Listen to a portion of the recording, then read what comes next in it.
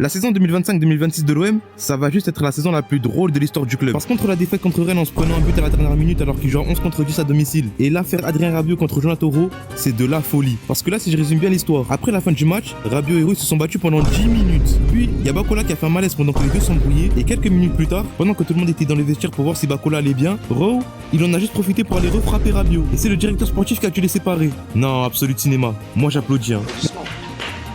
T'es obligé d'applaudir. Même chez Netflix, y a pas de tel scénario. L'histoire, elle a ni queue ni tête. On est à peine à la première journée de Ligue 1 que le club il part déjà en couille. Il y a des embrouilles sur les murs, des malaises en l'air, des défaites à la dernière minute. Et à l'heure où je tourne cette vidéo, le club vient d'annoncer que les deux joueurs vont quitter le club. Mais moi, je suis une chaîne de télé. Je rachète les droits pour en faire une télé-réalité. Y a rien qui va dans le début de saison de l'OM. Et il leur reste encore la LDC à jouer. Et on sait tous que l'OM, quand ils sont en Ligue des Champions, c'est le club le plus drôle de tous les temps. Bref, l'OM continue à nous divertir car moi, je paie mon abonnement Canal+ pour ce genre de choses. Ah, attendez. On vient de me dire à l'oreillette que Greenwood aurait aussi frappé Rabiot car il aurait confondu avec une femme à cause de ses cheveux longs.